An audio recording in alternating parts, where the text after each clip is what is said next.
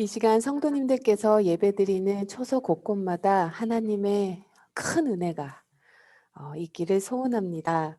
이 시간 히브리서 3장 이 시간 진짜 주님의 말씀이 오늘 이 시대를 정말로 오늘 너희가 그 음성을 듣거든 광야에서 시험하던 날에 거역하였던 것 같이 너희 마음을 완고하게 하지 말라는 이 하나님의 음성을 오늘 우리 이 시대를 살아가는 우리에게 무엇이라고 말하는지 읽겠습니다. 개역 개정으로 읽겠습니다. 그러므로 함께 하늘의 부르심을 받은 거룩한 형제들아, 우리가 믿는 도리의 사도이시며 대제사장인 예수를 깊이 생각하라. 그는 자기를 세우신 이에게 신실하기를 모세가 하나님의 온 집에서 한 것과 같이 하셨으니 그는 모세보다 더욱 영광을 받을 만한 것이 마치 집 지은 자가 그 집보다 더욱 존귀함 같으니라. 집마다 지은 이가 있으니 만물을 지으신 이는 하나님이시라. 또한 모세는 장래에 말할 것을 증언하기 위하여 하나님의 온 집에서 종으로 신실하였고 그리스도는 하나님의 집을 맡은 아들로서 그와 같이 하셨으니 우리가 소망의 확신과 자랑을 끝까지 굳게 잡고 있으면 우리는 그의 집이라.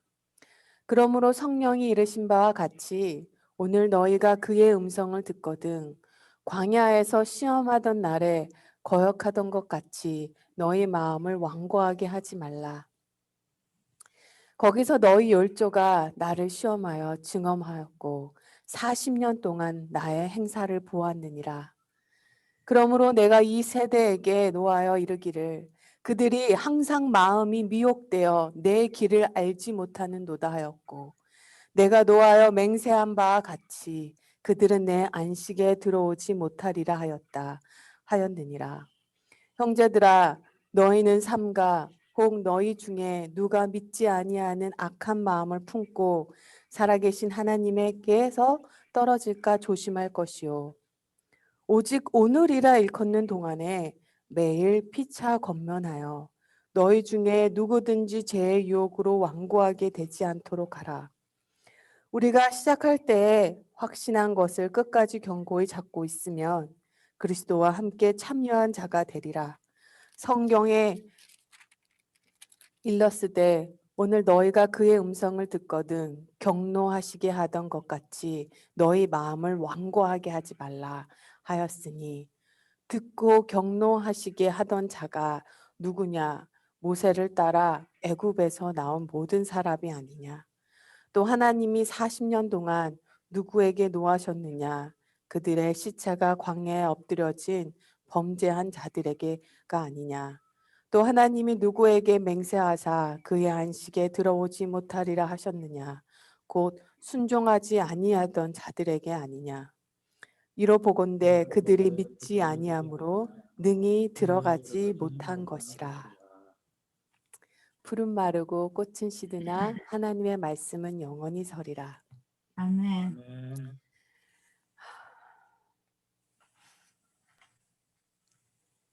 기도하겠습니다.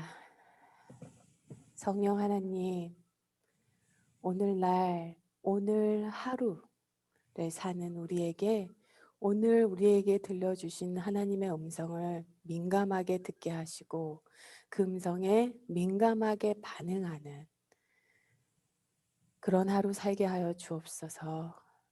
하루를 시작하게 하심에 감사드리고 항상 주 안에 머물게 하심에 감사드리고 보하심에 감사드립니다. 이 시간 본문에 충실할 수 있도록 우리의 마음을 지켜 주옵소서. 예수님의 이름으로 기도합니다. 아멘. 아멘. 어느 백화점 앞에요. 사인이 붙어 있었다고 합니다. 내일 오면 이 상품을 절반 값에 드릴 수 있습니다. 라는 팻말이 달았더니요. 다음날 엄청나게 많은 사람들이 왔대요. 그런데 그 다음날에도 여전히 내일이라는 표시는 그대로였다고 합니다. 예수님을 믿는 자는 누구나 미래에 대한 꿈을 꾸고 영생에 대한 소망을 품고 살아갑니다. 그러나 실질적인 인생은 현재로 말미암아 이루어져 가는 것입니다.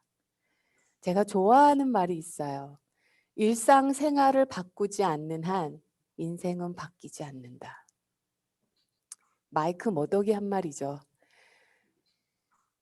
오늘을 바로 살지 않으면 미래에 대한 꿈은 아무리 화려해도요, 뜬구름 잡으려는 수고에 그치고 만다는 거예요.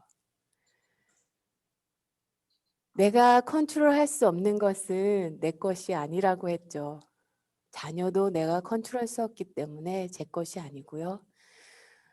내일 나에게 무슨 일이 일어날지 저는 모릅니다.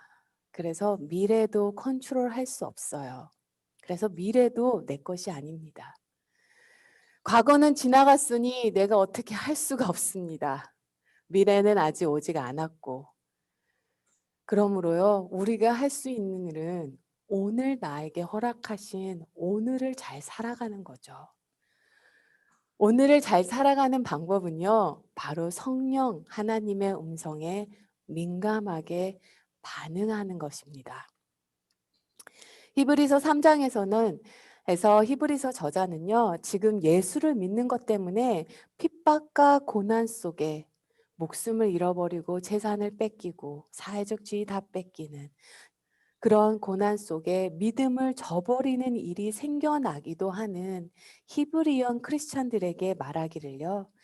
1절 말씀이 그러므로 함께 하늘의 부르심을 받은 거룩한 형제들아 우리가 믿는 도리의 사도이시며 대제사장인 예수를 깊이 생각하라. 사도라는 말은요. 보내심을 받은 자라는 말입니다. 네. 하나님으로부터 보내심을 받은 예수님, 그리고 대제사장이자 어린 양 되시는 예수님을 깊이 생각하라는 그 말을 정말 깊이 생각해야 돼요.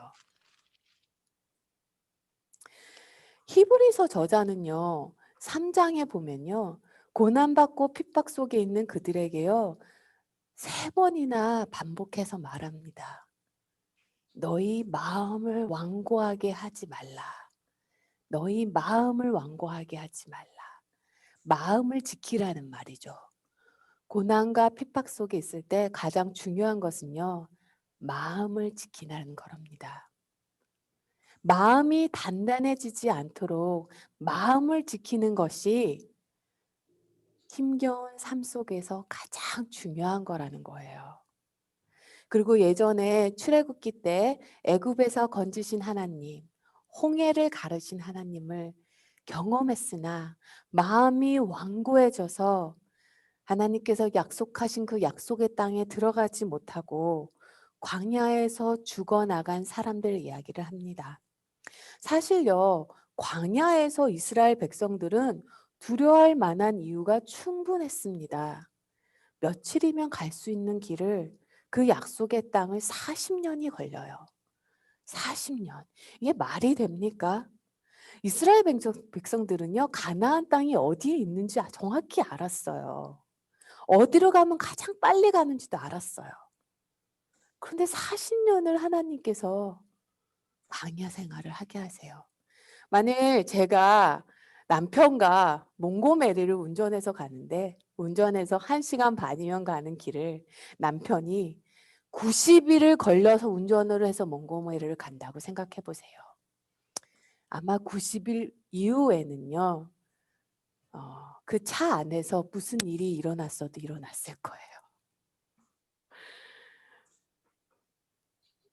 아이들 챙겨, 가축들 챙겨, 노인들 챙겨, 짐 싸고 짐 풀고 성전 짐도 싸고 그렇게 40년을 살아간다는 거죠. 우리가 한국에 여행을 갔을 때도 이렇게 가방에 짐이 그냥 있는 상태로 1년만 지나도요. 얼마나 어수선한데요. 살림살이 하나 없이 마음 정착할 곳 하나 없이 평생을 살아가는 거죠. 거기뿐입니까? 사방이 적입니다. 힘든 생활이었어요. 정말 이제 정착하고 싶다. 그냥 광야에서 살아도 괜찮을 것 같은데 굳이 약속의 땅에 들어갈 필요 있나? 여기도 좋은데. 하지만 이유를 따져서 생각을 한다면요. 안전을 확실할 만한 이유는 더욱 충분했습니다.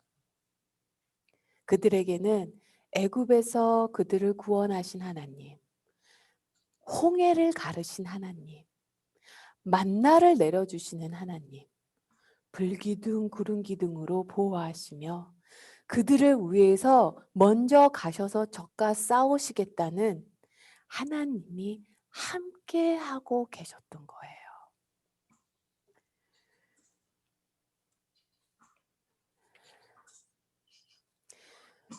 예수 그리스도의 십자가의 복음이 성도님들에게는 어떠한 은혜입니까? 저에게는요. 지나간 날의 나의 실수와 나의 잘못과 나의 후회에 그 죄책감에도 눌리지 아니하고 불확실한 미래에 대해서에도 눌림을 당하지 않고 오늘을 정말 감사하게 즐겁게 살 수 있게 하는 하나님의 능력인 것 같습니다. 왜냐? 주님께서 붙들고 계시기 때문이에요. 오늘 본문 2절부터 6절까지는요. 예수 그리스도께서는 하나님 아버지께 얼마나 신실하셨는지를 깊이 생각하라고 합니다. 히브리인들이 가장 존경하는 모세가 하나님께 충성한 것보다 더 하나님께 충성한 예수님을 깊이 생각하라는 것입니다.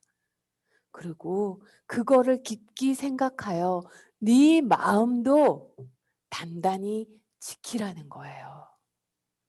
죽기까지 충성하신 예수님을 바라보며 마음을 단단히 잡으라는 것입니다. 7절 말씀을 읽겠습니다. 그러므로 성령이 이르신 바와 같이 오늘 너희가 그의 음성을 듣거든 광야에서 시험 당하던 날에 거역하던 것 같이 너희 마음을 완고하게 하지 마라. 거기서 너희 열조가 나를 시험하여 증험하였고 40년 동안 나의 행사를 보았느니라. 오늘날 너희가 그의 음성을 듣거든. 이것은요, 시편 95편 말씀이에요. 시편 95편 7절 말씀인데요. 시편 95편은요, 이스라엘 백성을 양으로, 그리고 하나님을 그 양을 부르시는 목자를 비유해서 시편 95편이 만들어졌습니다. 그 구조를 인용해서 지금 말을 하고 있는데요. 즉, 이 말은요, 양이라면 목자가 부르시는 음성을 들어야만 살 수 있는 것처럼 우리 역시 선한 목자 되시는 예수님의 음성을 듣고 그 음성에 따라가야만 살 수 있다는 거예요. 광야에서는요, 목자가 부르는 음성을 들어야만 살 수 있습니다. 그게 살 수 있는 유일한 길이에요. 이스라엘 백성은 하나님의 놀라운 은혜로 애굽에서 나왔습니다. 하나님의 놀라운 은혜로 홍해가 갈라지는 것을 경험을 했습니다. 하나님의 구름 기둥과 불기둥으로 그들을 함께 하셨고 광야 생활 40년 동안 하늘에서 내려오는 만나를 먹었고 그들의 옷은 헤어지지 않았고 그들의 신발 또한 닳지 않았습니다. 그런데 이스라엘 백성들은요, 그 크신 하나님의 은혜와 인도하심과 보호하신 바로 안에 있었음에도 하루하루의 고된 삶과 미래에 대한 불안함으로 하나님께 불평을 했어요. 출애굽기 17장을 보면요. 목이 마르니 모세에게 대들며 왜 이집트에서 나오게 해서 이 광야에서 목이 말라 죽게 하시냐고. 성경을 보면요. 이들의 마음이 얼마나 완고해졌는지 모세를 돌로 칠 듯 했다고 합니다. 사람을 돌로 쳐서 죽일 수 있을 만큼 분노하였다는 거예요. 이스라엘 민족 애굽에서 종살이했습니다. 자신의 갓난아기, 자신의 핏덩어리가 나일강에 던져지는 것을 수천 번 봐야만 했어요. 개도 그렇게 안 합니다. 동물도 그렇게 안 해요. 근데 사람을, 자기 자식을 던져야만 하는 그런 삶을 살았는데 저는 사실 웃음이 났어요. 아마도 제 생각에는 여자들은 모세에게 거기에는 삶을 수 있는 큰 솥도 있었다고 얘기했을 것 같고요. 남자들은 거기에는 먹을 빵이 있었다고. 애굽에 있었던 그 큰 솥이 부러웠던 거예요. 어떻게 죽음에서 건짐을 당했는지를 잊어버린 겁니다. 배가 고프면요, 애굽에서 건지시고 홍해를 가르신 하나님께 부탁하면 됐었어요. 목이 마르면요, 만나를 내려주시는 하나님께 부탁하면 됐어요. 적이 무섭고 두려웠으면요, 구름 기둥과 불 기둥으로 지켜주신 하나님의 날개 아래 숨으면 됐어요. 이스라엘 백성들은 하나님을 믿지 않은 게 아닙니다. 그들의 두려움이 믿음을 삼켜버렸어요. 믿음이 있는 곳에는 두려움은 사라집니다. 두려움은요, 믿음이 없는 곳에서만 힘을 발휘할 수 있어요. 그러니 그러지 말라는 것입니다. 마음을 지키라는 거예요. 사람들에게 외면당하고 재산 다 뺏기고 하루하루가 정말로 고난인 그들에게 마음을 지키라고 합니다. 만약 우리가 낯선 사람이 갑자기 현관문을 확 열고 우리 집에 확 들어와서 신발을 신고 위아래 다 다니면 가만히 놔두겠습니까? 경찰에 신고하고 어떻게 해서든지 집에서 내쫓으려고 하지 않겠습니까? 그런데 이와 같이 우리가 우리 마음을 지킵니까? 부정적인 생각, 미워하는 마음, 원망하는 생각, 억울한 마음, 원수 갖고 싶은 마음, 이런 생각들 내 마음에 들어와서 여기저기 휘젓고 다니게 그냥 놔두시는지는 않으신지요? 그렇게 놔두면요, 마음이 완고해져요. 마음을 지키라고 합니다. 성령 하나님께서. 저희 남편이 월요일에 어깨 수술을 합니다. 팔과 어깨 연결하는 근육이 저는 좀 찢어진 정도인 줄 알았어요. 그런데 완전히 끊긴 상태라고 하더라고요. 그래서 수술을 해야 된다는 거죠. 근데 일주일 동안 마음이 좀 무겁더라고요. 성도 여러분 중에서는 잘 모르시는 분도 계시지만 한여름에는 전기세가 아까워 교회 에어컨도 틀지 않고 100도가 넘는 날씨에서 카페트를 바꾸고 청소를 하고 전기세가 아까워 겨울에는 히터를 켜지 않고 본당에서 기도하고 여름에는 더위에서 기도하고 그렇게 살았습니다. 교회 전기세는 내 집 전기세하고 좀 다르기 때문이에요. 왜냐하면 성도님들의 귀한 헌금이기 때문입니다. 하나님의 나라를 위해서 사용돼야 되는 헌금이기 때문이죠. 나를 만나지 않았으면 편안하게 미국에서 대기업 다니면서 좋은 직장 다니며 계절마다 여행 다니고 남에게 아쉬운 소리 할 필요도 들을 필요도 없이 그냥 잘 살았을 텐데 괜히 나를 만나 뭔가 마음이 고생하는 것 같아 마음이 무겁더라고요. 그런데 히브리서 3장을 계속 묵상을 하는데 성령님은 계속 네 마음을 지키라. 내 마음을 지켜라. 아무 생각이나 내 마음에 여기저기 휘젓고 다니게 하지 말라는 거예요. 루터가 이런 말을 했습니다. 새가 지나가면서 내 머리에 똥 싸는 것은 막을 수는 없다. 그러나 내 머리에 둥지를 트는 것은 막을 수 있다. 어두운 생각에 잡히면요, 어두운 영이 나를 지배하기 시작합니다. 나에게 어떠한 생각이 툭 하고 던져지는 것은 어쩔 수 없지만요, 그 생각이 내 마음에 둥지를 트는 것은 막을 수 있다는 거예요. 받은 복을 한번 세워보세요. 우리가 하나님께 어떤 사랑을 받으면서 지금 살아가고 있는가요? 어떤 축복 안에서 살아가고 있는가요? 천국이 나의 것이고 애굽에서 구원하시고 홍해를 가르신 십자가에 돌아가신 하나님께서 나와 함께 하신다는 것입니다. 영원히 떠나지지 않으신대요. 내 손 잡고 걸어가신다고 하십니다. 자녀 삼으셨고요. 하늘의 유업으로 하나님의 유업으로 삼으셨어요. 지금 죽어도 축복이고요. 살아도 축복인 거죠. 그리고요. 세상에 중요한 일 치고 훈련이 필요 없는 일이 있나요? 죽고 사는 일 치고 고난이 없는 일이 있나요? 한 알의 밀알이 땅에 떨어져와 열매를 맺는 것이 하나님의 법칙이거늘. 나는 여전히 세상을 추구하는 사람이지만 하나님께서 내 마음속에 들여오셔서 내 안에 자라고 있는 세상을 향한 마음이 사그러지고 주님을 기쁘시게 하고자 하는 열심히 자라난다는 것이 얼마나 축복된 삶을 사는 건지 너무 감사한 일이죠.